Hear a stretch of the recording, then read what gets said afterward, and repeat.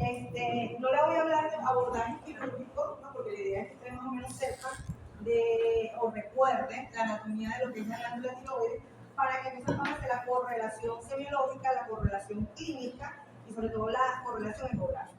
Porque evidentemente si ustedes no dominan la anatomía, la parte imagenológica se les va a hacer muy difícil. No van a poder ubicar ciertas estructuras importantes, van a tener confusión y pueden tener, por supuesto, errores diagnósticos.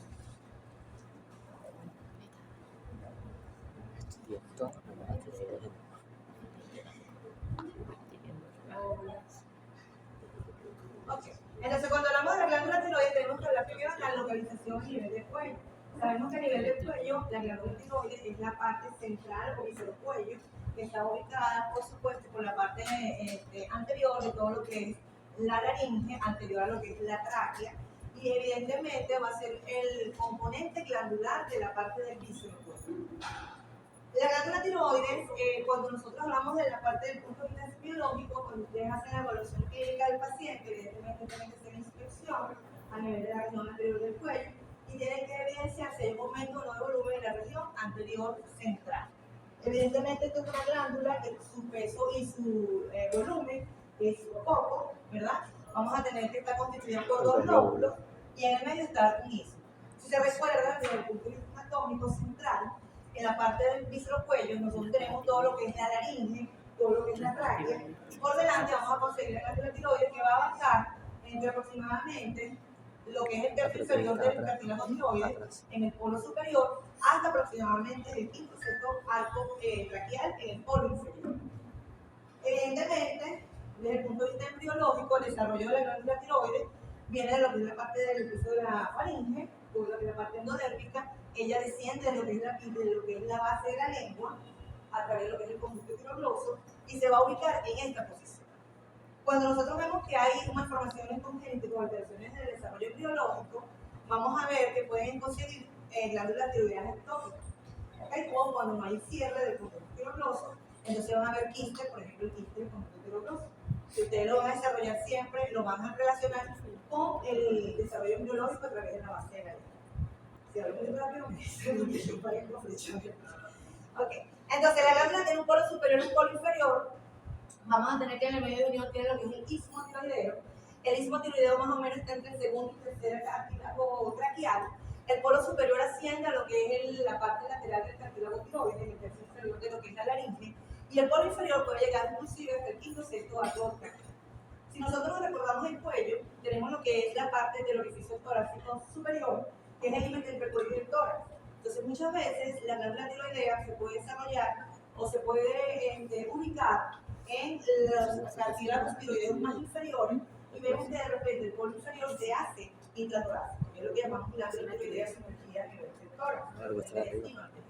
Esos son otros tipos de desarrollo y educaciones biológicas de la glándula que hay que tomar en cuenta a la hora de el estudio que le vayan a realizar.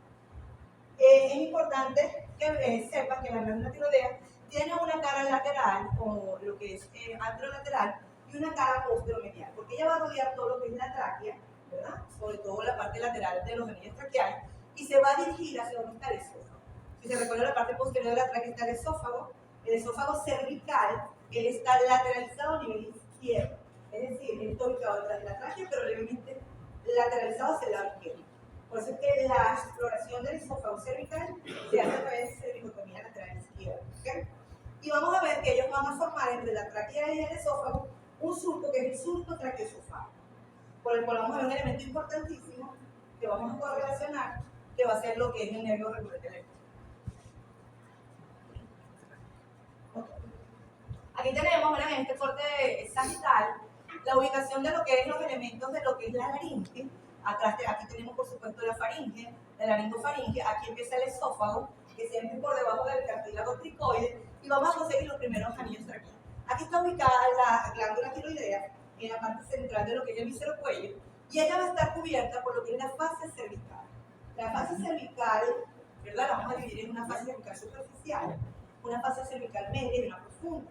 La fase cervical media es la que se va a dirigir desde los planos superficiales de los músculos del cuello hacia lo que es la parte del viscerocuello. Me va a rodear la glándula tiroides, me va a rodear todo lo que es la parte de la laringe y se va a dirigir hacia la parte posterior, en este caso arriba de lo que es la faringe o aquí detrás del esófago, para comunicarse entonces y formar lo que es el espacio prefaringio o retroesofágico, que estaría en relación con la parte prevertebral, que es ese espacio que está por delante de la columna vertebral, pero por detrás de la faringe y el esófago. ¿Okay? Hasta ahí llega lo que sería la fascia cervical profunda. Entonces, si nos vamos al plano superficial profundo, como ustedes van a explorar la glándula tiroidea desde el punto de vista, en nuestro caso, quirúrgico, nosotros tenemos, por supuesto, todo lo que es la piel, que es el celular subcutánea, la fascia superficial, que rodea el músculo más superficial del cuello, que es el gratículo del cuello, y vamos a ver que en la línea media, ¿verdad?, que es donde está la parte central del viscerocuello, vamos a evidenciar los vasos venosos superficiales, y vamos a ver entonces lo que son las venas yugulares anteriores, ¿ok? Y vamos a ver lateralmente, por delante del esternocleidomastoideo, la vena yugular externa. Evidentemente, esos son elementos vasculares venosos prefaciales, no son retrofaciales. Cuando una vez uno incide lo que es la parte de la fascia cervical superficial, vamos a conseguir el plano muscular. Y del plano muscular importante en esta región, para poder evidenciar la glándula, van a ser los músculos infraoideos. Cuando nosotros vemos los músculos infraoideos, si se ve con la mitad del hueso dioide, aquí está todo lo que es el esternón y la clavícula, son un grupo de músculos que están desde el más superficial al profundo y que van a estar van a cubrir todo lo que es la parte central del cuello. Vamos a ver una capa que es una capa más superficial, una capa más profunda de lo que es el plano infraoideo, y vamos a ver músculos inclusive que vienen de lo que es el borde superior del escápulo. Entonces, vamos a conseguir un plano superficial, ¿verdad?, que es el músculo esternocleidomastoideo, y vamos a conseguir otro plano más lateral superficial, que es el vientre ascendente del músculo ovoide. Ese es el plano más superficial. Si nosotros quitamos este plano superficial, voy a conseguir entonces un plano más profundo. Voy a conseguir este otro músculo infraoideo, que se dice que ese músculo puede estar formado por dos fascículos o puede ser un solo fascículo. Es decir, va desde lo que es el proceso external hacia lo que es el hueso hioide, pero va a ser una escala en el cartílago tiroideo. Entonces, este músculo es el esternotiroideo o esternotiroideo y tiroideo, como dos fascículos musculares. ¿Okay? Entonces, ese es el segundo músculo profundo que conseguimos en la región infraoidea. Esto es importante porque estos músculos están cubiertos por la fascia cervical superficial. Cuando termina de cubrir el último músculo, entonces se va hacia la parte central para entonces cubrir lo que es el compartimento visceral. Y en el compartimento visceral, el primero es el compartimento glandular, que en este caso es el músculo tiroides. Cuando nosotros hacemos una incisión para separar todo lo que son los músculos infraoideos, vamos entonces a evidenciar la glándula. Lo tenemos que saber de componentes venosos, arteriales, neurológicos, y están en relación con la glándula, para no tener ningún tipo de iatrogenia a nivel de cualquier procedimiento quirúrgico. Aquí cuando nosotros abrimos, llamamos la glándula, en este caso seccionamos el músculo esternocleidomastoideo del lado izquierdo y estamos viendo el lóbulo tiroideo del lado izquierdo de la glándula tiroides. Y vemos una prominencia a nivel del istmo que asciende y que está casi que en comunicación con la línea media, que pareciese que fuese el mismo conducto tirogloso, que a ese nivel se cerró y dejó ese tejido glandular tiroideo, ¿verdad? Este es lo que llamamos el lóbulo piramidal del glándula tiroideo. Este es lóbulo piramidal, se observa entre un 10 y 15% de los pacientes. No es constante a nivel del istmo central, puede estar lateralizado al lado izquierdo o al lado derecho. Es decir, que no lo van a conseguir en todos los casos que vayan a ser exploración de la glándula tiroidea. Vamos a ver, como ya comenté, que tiene un polo superior y un polo inferior y el istmo. Ella tiene, por supuesto, implica todo lo que es la parte de circulación, y vamos a hablar de la parte. Aquí tenemos, evidentemente, el hioide, el cartílago tiroides. El cricoide está tapado por este músculo que es el cricotiroideo. ¿Okay? Y vamos a ver que a nivel de lo que es el borde inferior del cartílago tiroides y el superior del cricoide hay una membrana, que es la cricotiroide. Que en práctica, cuando tienen trauma, es un tipo de acceso para la vía laringe superior, para la vía respiratoria superior, cuando hay una obstrucción de la vía aérea. ¿Okay? Nosotros, bueno, yo no sé si tú hiciste cricotiroidectomía, yo no, en práctica no hice, todo era traqueostomía. ¿Okay? Porque es un procedimiento que tiene también su técnica. Entonces aquí vemos, ¿verdad?, que está la glándula, el istmo, cubriendo hasta más o menos el tercer anillo traqueal. Aquí está el lóbulo superior y el lóbulo inferior. Recordar que este está anterior o anterolateral. Aquí vemos algo muy importante, las relaciones de la glándula. Entonces, ¿qué es lo que vamos a relacionar para nosotros ubicar desde el punto de vista imagenológico y quirúrgico?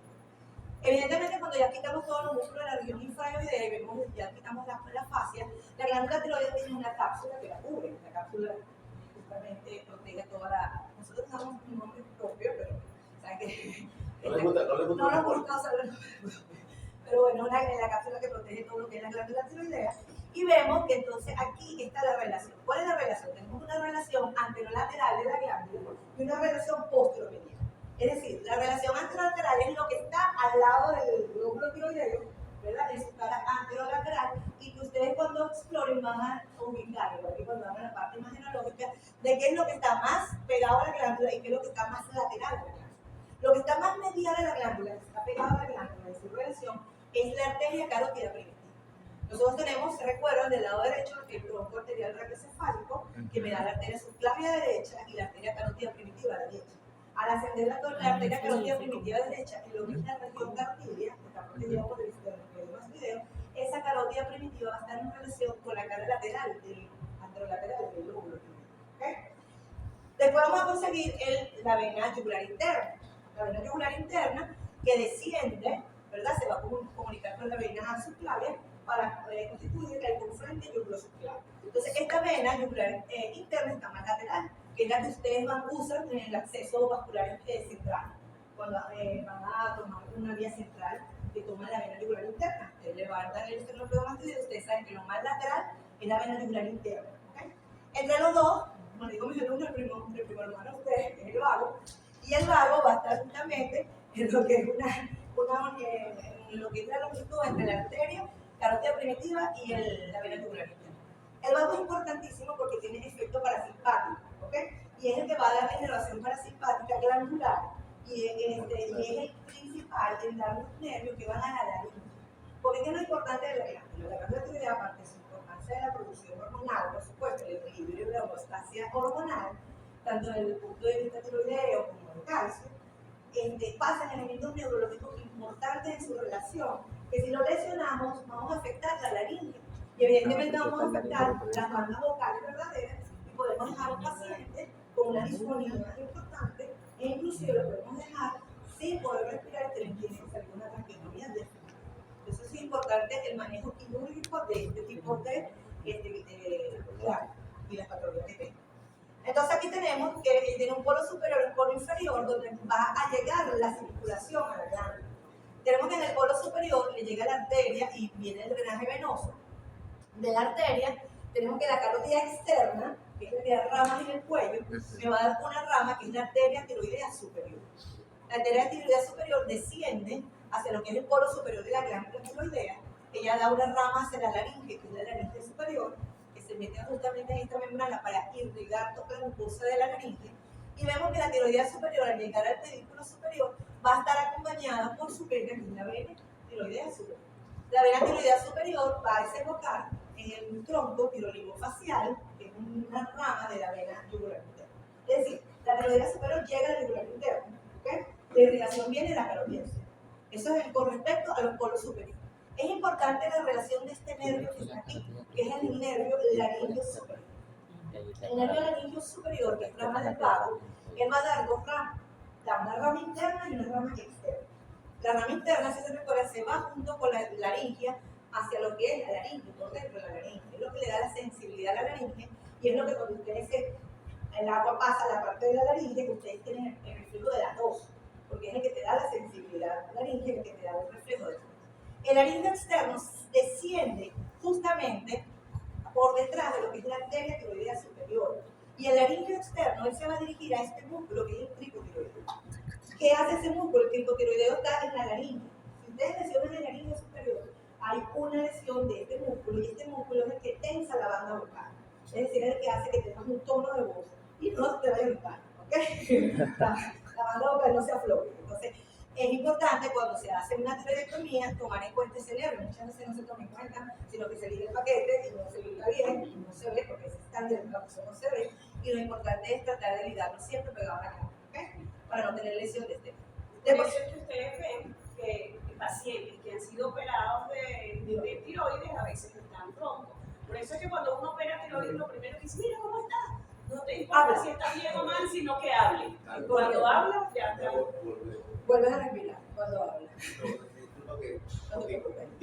para que se lo lleve. Ajá. Ese es el único músculo que es inervado por ese nervio. Es el único. Los demás son por el otro. Exacto. Entonces, Todos los demás ese son, es lo que- exacto. Todos los demás son inervados por laringe recurrente, que es el más importante porque es el que inerva todos los músculos de la laringe, ¿okay? Que son los que hacen los movimientos de la abducción y abducción de la manga bucal. Entonces tenemos que en el polo inferior vamos a tener entonces la irrigación de la glándula a expensas de la tiroides inferior. Ya vamos a ver otra imagen. Aquí quiero que de una vez identifiquen el drenaje venoso. Sabemos que aquí está entonces la vena tiroidea superior, está la tiroidea inferior y está la tiroidea media. La vena tiroidea media, que es constante también, puede ser también un 10-15% de los pacientes, drena en la yugular interna. Y la vena yugular inferior, en las yugulares inferiores, van a drenar en el tronco venoso del esófago. Porcentaje, el mayor porcentaje del tronco brachiocefálico izquierdo, lo que puede drenar. Después de esto, vamos a ver aquí, de lo más superficial a profundo. Entonces, tenés pie, tejido celular subcutáneo, la fase cervical superficial, los músculos de la región infrahidea, entre de la línea media, recordarse siempre de los vasos tubulares anteriores, porque a veces cuando hacen un procedimiento de emergencia, sobre todo traqueotomía, y hacen la incisión, no se percatan de eso y empieza a sangrar, porque se lesionaron la vena yugular anterior y empieza, entonces se les cuesta elaborar, ¿no? Entonces tienen aquí la cápsula que cubre completamente la glándula tiroidea. Este es el anillo traqueal, aquí está el esófago posterior y vemos que esta es la relación anterolateral que es la arteria carótida primitiva, recuerden, y lateral la vena yugular. Y este es el esófago aquí en la cara posteromedial, que está en relación con el surco traqueoesofágico y con un elemento importante que ya les mencionaron, que es el recurrente. Esta es la cara posterior de la glándula tiroides o posteromedial. Recordar que aquí está el pedículo tiroideo superior, aquí viene el tiroideo inferior, esto es faringe, constrictores inferior de la faringe, y aquí empieza el esófago, ¿verdad? ¿Qué vamos a ver aquí? Entonces esto es importante lo del recurrente laríngeo. Vamos a ver por dónde pasa, del lado derecho y del lado izquierdo, que es totalmente distinto. Este es el lado derecho, esto es el lado derecho, este es el lado izquierdo, porque esto es una vista posterior, ¿ok? Si es una vista posterior, estoy viendo aquí lo que es los constrictores inferiores de la faringe, esta es la laringofaringe, aquí empieza el esófago. El esófago empieza en lo que es el cartílago cricoide y entonces empieza en el esófago, lo que es el esfínter esofágico superior. Y aquí vemos la glándula tiroides. Entonces la glándula tiroides en su cara posteromedial se van a evidenciar las glándulas paratiroides, que es muy difícil a veces de distinguir, porque son amarillitas, pequeñitas, son 0,5 centímetros, a veces uno piensa que es grasa, cuando la quita, como que es una glándula. Cuando pasa eso, uno se pone blanco. Entonces, claro, hay técnicas quirúrgicas para uno sembrar otra vez la glándula paratiroides, ¿verdad? Un externo ricomastileo, uno la puede colocar, ahí viene la irrigación, y uno reza a que funcione, ¿no? Porque si no le produce un desequilibrio del calcio y produce procesos psicóticos, inclusive el hipoparotidianismo produce psicosis en los pacientes que dicen, ay, no te está vacilando, no se me quiero matar, es porque tienen hipocalcia. No, y por eso también cuando tienen crisis de tiroiditis, entonces tú las ves que parece que la estuviera persiguiendo a la policía. Ah, ¿qué es lo que te pasa? Cuando ves y hace el eco, pero te dice que te está tirando hacia la parte femenina. Entonces aquí tenemos la cara posteromedial. Vamos a tener nuestro nervio vago. Aquí tenemos el anillo superior, ya vimos que hay un interno y un externo. El vago va a ser en la cruz supraclavicular del lado derecho, da el recurrente laríngeo del lado derecho. Y la pena del recurrente laríngeo se va por el surco traqueoesofágico del lado derecho. Del lado izquierdo, lo que es el vago izquierdo, él recurre a nivel del arco aórtico. Entonces, en el diástolo anterior, debajo del arco aórtico, da el recurrente laríngeo izquierdo. Entonces, ellos van a subir el recurrente laríngeo del lado derecho, apenas dio, ¿verdad? Por debajo de la arteria subclavia, asciende, se va a ir cerca del surco traqueoesofágico y se va a ir posterior a la glándula para entrar en la membrana, ¿verdad? Cricotiroidea, que les comenté, para inervar a todos los músculos de la laringe, excepto el cricotiroideo. Entonces vemos que él va a estar justamente por detrás de lo que sería la arteria o el pedículo tiroideo inferior.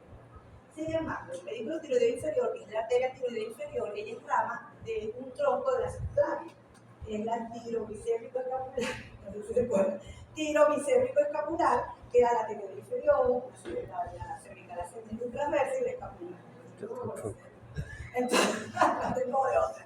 Entonces, bueno, este tronco que rama la subclaviana de la tiroides inferior. Entonces, el laringio recurrente se va por detrás de la tiroides inferior. Pero ¿qué pasa? Que hay variantes anatómicas, o sea, todo no es igual en todo el mundo. Entonces, la tiroides inferior puede dar dos ramas hacia el polo inferior y el laringio recurrente está entre las dos ramas, ¿ok? O por debajo, en muy pocos porcentajes está por arriba de la tiroides inferior. Entonces, siempre que se hace la exploración de buscar el laringio recurrente, cuando se va a alinear el pedículo tiroides inferior, es justamente hacerlo pegado a la glándula, ¿ok? O sea, lo vas disecando pegado a la glándula y ves que la arteria está bien arriba y ves el nervio abajo, ¿ok? Que se va justamente para la fascia tiroidea. Entonces, aquí ligas justamente el pedículo bajo. ¿Por qué? Porque si no tienes porcentaje de lesionar el nervio y próxima diafragma. Del lado izquierdo, él asciende del mediastino, él sube lateral a lo que es la tráquea, luego él sube en lo que es el subcotraqueo esofágico izquierdo y está un poco más alejado de la arteria tiroidea inferior. Sin embargo, también hay que considerar la misma relación casi con del lado derecho a nivel aquí del polo inferior de la glándula. Aquí vemos esto que se ve horrible, pero bueno, esto que está, lo que me interesa es que desde la base del cráneo desciende todo lo que es el nervio vago, ¿verdad? Y vamos a ver entonces las ramas que dan justamente a nivel del laringio superior e inferior. Aquí está el pedículo superior, tiroidea superior, aquí está el pedículo inferior. Miren cómo aquí las dos ramas y el nervio laringio recurrente pasa por las dos ramas de la tiroidea. Entonces tú miras la tiroidea siempre alejada del nervio laringio recurrente. Aquí vemos ya las relaciones que les comenté anteriormente. Aquí vemos entonces los pedículos, los retornos venosos, la parte arterial, y vemos por acá cómo va el nervio. Y ese extrapola el nervio justamente su ascenso. En esta vemos perfectamente cómo asciende el laringio recurrente del arco aórtico, que es del lado izquierdo, sube pegado a la tráquea, y luego sube pegado al esófago izquierdo, y del lado derecho, en la región supraclavicular derecha. Cómo se pega justamente la pared póstero medial de la glándula y que está en relación con los pedículos inferiores. Este retorno venoso ya vimos en lo que es la vena tiroidea superior, que puede desembocar en un tronco o puede desembocar directamente en la yugular interna, ¿verdad? Aquí vemos la tiroidea media y la tiroidea inferior, que está drenando en el tronco venoso brachiocefálico izquierdo, que es el más frecuente en ya bueno, esta imagen ya la comenté, esto es del cadáver. Aquí vemos entonces el lóbulo tiroideo, aquí vemos esto que está aquí, que es la arteria carótida primitiva, aquí está dando la externa y la interna. Recuerden siempre en el cuello, sobre todo con los que la carótida externa, porque quizás la carótida externa me queda para la interna. Cuando ustedes hablan un fuego, que hay un trauma, ustedes no ven si agarran un trauma. Ustedes tienen que ver que la más interna, ¿verdad?, es la externa y la más externa es la interna. La más interna, ¿está viendo? Es la externa y la más externa o lateral es la interna. ¿Por qué? Porque yo he visto ligadores de carótida interna, el trauma de cara, pensando en el externo. ¿Y qué haces? Una hipoxia cerebral del paciente que no puede hacer. Si hay insuficiencia de polígono Willis pasada, queda con una cervical. Sobre todo si es joven, si no es mayor, que incluso allá la circulación no le está llegando mucho. Pero entonces esto es importante, hacer una exploración, hacer dicotomía. Dios mío, tengo que ir a la externa, uno tiene que buscar la más interna. O sea, ves la carótida primitiva, ves las dos ramas, ligas la que está más adentro. ¿Ok? Eso es entrada, eso es otra cosa. Aquí vemos la yugular interna, vemos como aquí la carótida externa me está dando la tiroidea superior, ¿verdad? Que me está dando la irrigación al polo superior de la glándula tiroides. Aquí no puedo ver bien la tiroidea inferior. Aquí se ve bonito el tricotiroideo, etc. Aquí vemos igualito lo del retorno venoso y nuestra relación con el nervio recurrente. Y aquí se ve mejor desde el punto de vista sagital cómo está la parte de la tiroides, cómo llega el polo superior a lo que es el cartílago lateral tiroideo y cómo es la parte del retorno venoso. Siempre en el polo superior ligar la tiroidea inferior pegada a la glándula. Y siempre recuerden dejar siempre para decir que la glándula no se presenta patología, para que especialmente tampoco nos volvemos las partes. Hay que estar pendientes de eso. La misma relación de los nervios. Aquí vemos perfecto el laringio externo. Este es el laringio interno, este es el laringio superior. Estos son los vasos laringios internos.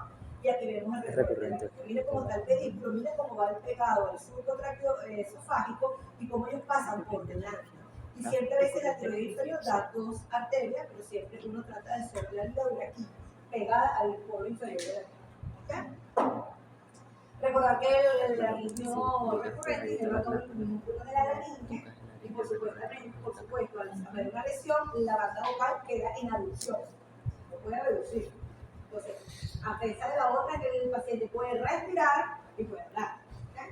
Entonces, eso es importante en la patología quirúrgica de la laringe. La paratiroides que ya les nombré, de 4 a 8 paratiroides, tienen irrigación igual que las superiores expensas de la tiroides superior y las inferiores expensas de la tiroides inferior. Ellas son como independientes, a veces estar solitas. Y importante cuando vean la parte semiológica del cuello, la exploración de la glándula, eso te lo voy a explicar más adelante, la visión, luego de exploración, cómo tengo que colocarse, etcétera, para explorar cada uno de los lóbulos tiroideos. Evidentemente, esto es un bocio tiroideo, en la inspección lo primero que van a ver es un aumento de volumen en la región anterior del cuello. Todos los elementos que se usan para estudiar a la glándula tiroidea, van a ver ahorita lo de la parte ecográfica, está también el gammagrama tiroideo. Es una paciente con un carcinoma medular de tiroides. Evidentemente, imagínense operar a este paciente. O sea, aquí la anatomía se distorsionó por completo. Tratar de buscar las estructuras anatómicas antes mencionadas es muy difícil y a veces por la infiltración del pulmón salen otras traqueostomía de los pacientes porque lamentablemente tienen que volar el localito recurso. Esto es un lóbulo tiroideo, un lóbulo tiroideo, es un lóbulo tiroideo izquierdo, aquí está un lobulito, se hizo una lobectomía de ese lado, estos son los músculos, ¿verdad? Infratiroideos, que uno los separa y puedes entonces tratar de extraer la parte del lóbulo tiroideo.